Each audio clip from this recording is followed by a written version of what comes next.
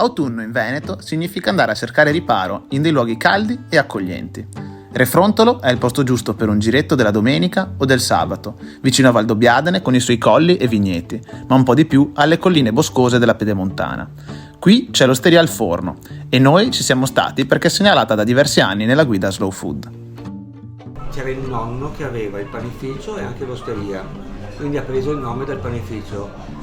Allora il forno è rimasto ai fratelli, il pane che hai mangiato è quello dei fratelli. Prima del nonno c'era il bisnonno, che praticamente è quello che ha creato tutto, la casa padronale era di qua, c'era una porta che saliva, era locanda, osteria, Era anche locanda, panificio e lì c'era alimentari.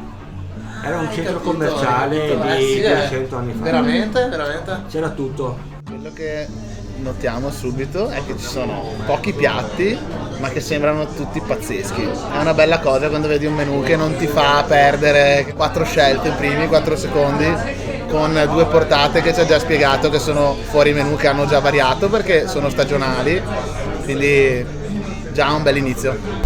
Noi abbiamo un menù, dei piatti che tu veramente prendi la macchina e con pochi chilometri trovi tutto un prodotto. Come ti dicevo prima, la carne, piccoli fornitori di piccole stalle qua della zona, i formaggi li compriamo sul Bellunese qua o dalle latterie tipo Perenzin, quelle più comode per noi.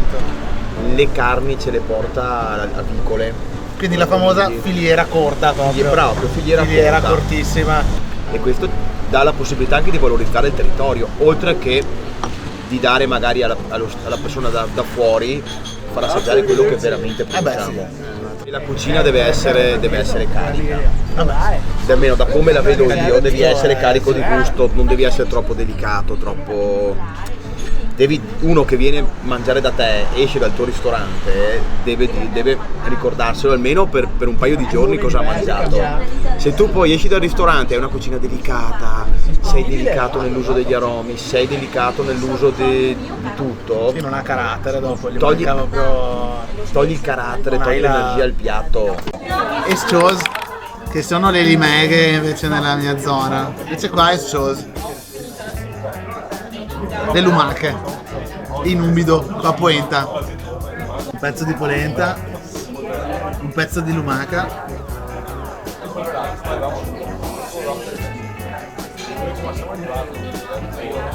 Molto buona. Che consistenza Ha ha un la sapore lumaca? un po' forte. Che consistenza ha la lumaca? Da lumaca credo. Non l'ho mai mangiata la lumaca. Cosa potrei paragonartela? Un po' le trippe, un po' viscida, però masticabile. Le schos, le lumache, è un piatto che qua in osteria fanno da 40 anni.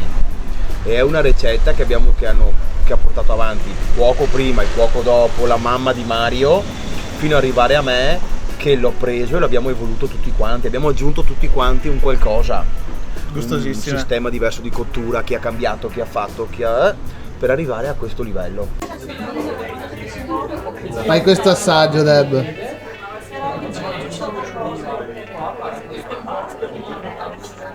Ha un gusto molto particolare. La consistenza meno 10, cioè proprio gommosina, schifosina. Però il gusto è buono, sa un po' di erba, un po' di campo, un po' di fango anche, però in senso buono. Va bene, dai. Avevano un po' un gusto da brasato quasi, non so come dirti questa. Ma perché quella cottura, un bel sensazione. fondo di sedano, carote, cipolla abbondante, Esatto. tanto aglio, le lumache vanno ore e ore, metti dentro vino, metti dentro altri liquori, dai del gusto, dai gli aromi e le fai andare tanto, vanno anche queste 5-6 ore comunque. È praticamente un flan. È un flan, esatto. È un Sentiva che flan c'era- su base ricotta. Comunque sempre una ricotta chilometro zero della vi consiglio, che la fanno veramente qua in zona. Quando magari c'è chi mangia prosciutto e melone, speck e melone, fichi e prosciutto, ecco la rivisitazione in chiave sformatino sì, flan. è vero, vero. È la rivisitazione di questa idea fatta in un flan, fatta in qualcosa di Pazzesco, caldo, in un pazzesco. antipasto caldo che...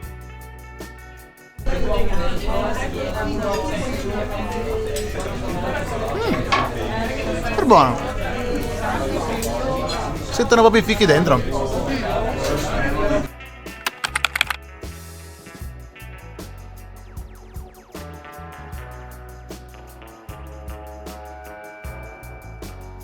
C'è la robiolina.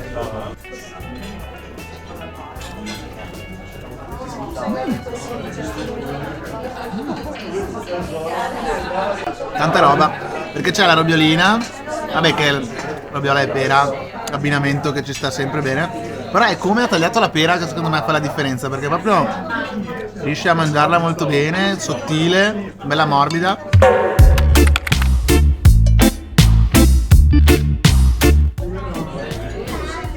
Sembrano ottimi, belli cremosi, impiattati anche a nido.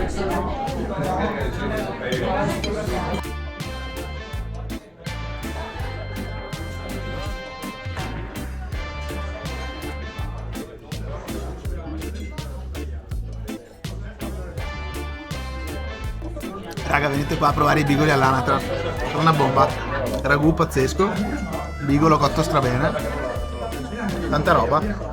Bigolo. Era un ragù che si vedeva, proprio un ragù fatto bene, cioè proprio un bel ragù bianco di quelli proprio, cioè che vedevi non tutto regolare col pezzo grosso, quello proprio piccolo. No, una bella macinatura, cioè, proprio vedi grezza, esatto, una roba una macinatura proprio proprio di quelle giuste. Un bel bigolo che non so se lo fate voi, io se lo comprate. Bigolo è fatto in casa. È fatto comunque in È casa. fatto in casa quello là, perché è proprio un bigolo fatto in casa, pasta all'uovo, bello pressato. Buonissimo, giuro, uno dei migliori bigoli mai mangiati. Il ragù ha una 6 ore di cottura, quindi è un ragù Si che sente, va si piano, tanti aromi, tanto vino, tanto fondo. No, era bellissimo, veramente poi una sugosità. Era un colore, Mantecato aspetto. bene, mantecato bene. Sì. Sai il fatto tuo. Assaggiarla anch'io perché ti ho visto troppo entusiasta.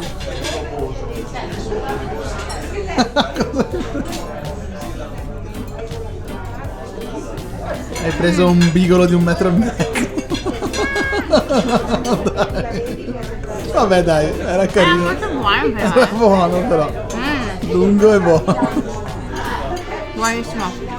Lo gnocco è una bomba, poi cioè che era bello, un bello gnoccone comunque. Sì, fatto a Kenei con i cucchiai, bello con la zucca cotta in forno, non lessata, quindi mantiene più il suo sapore, non si annacqua e viene fuori questo gnocco così con i chiodini, che questi qua li raccoglie il mio titolare Ah, proprio. Mario, che lui abita qui vicino a San Boldo, che è un piccolo passo di montagna, e lui abita lì e lui mi raccoglie i funghi, mi raccoglie le erbe, quando d'estate facciamo il menù con dentro le erbe. Allora questa passione di raccogliere queste cose, noi poi le cuciniamo, le trasformiamo per fare questi piatti. Facciamo questo test. Buono. Ti piace? Rimane sulla scia dei piatti delicati, diciamo, perché comunque la zucca e il fungo sono super delicati. Però buonissimo. E poi lo chef Nicola ha voluto portarci anche questi tagliolini con l'erborinato e le pere che hanno una cremina che diciamo un po' di affuoco. Guarda che roba. Mazza. Tutto gorgonzoloso. Ma la pera è questa o ce n'è anche? Non ho capito.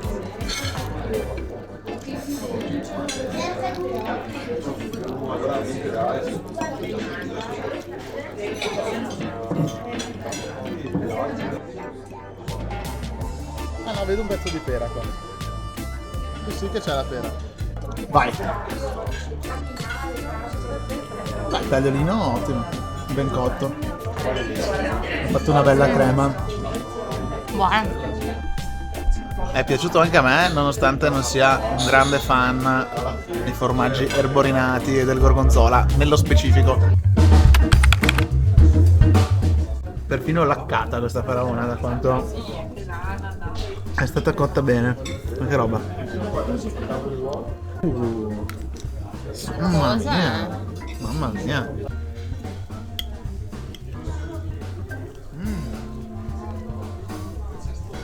Pazzesca. Poi con le prugne castagne sta benissimo. Pancetta è una bella cottura lunga, che quella in forno, fatta tante ore, bassa temperatura, abbiamo cercato di rendere più moderno, mescolare il classico al moderno, quindi avere cose molto classiche, cotture lunghe, gusti di una volta, però con qualcosa di moderno, quindi bassa temperatura, cottura in forno che mantiene la sua umidità, controlli l'umidità, gestisci l'umidità durante la cottura. Tenerezza. Tenerezza 12 tipo. Non hai neanche masticato. No, infatti. Anche è giusta per chi è senza denti questa lancetta. Si scioglie, cioè tipo letteralmente si scioglie in bocca. Buonissima. Allora Nicola, che possiamo dire che è un grandissimo, possiamo dire, sei un grande Nicola, ci ha portato dei biscotti così, perché li fa lui chiaramente, cantuccino, brutto ma buono, e questa invece è una frolla fava tonka, giusto? Frolla con fave tonka, e l'altra? Ah, è un saetto l'altro, vedi, sapevo che c'era in mezzo il saetto.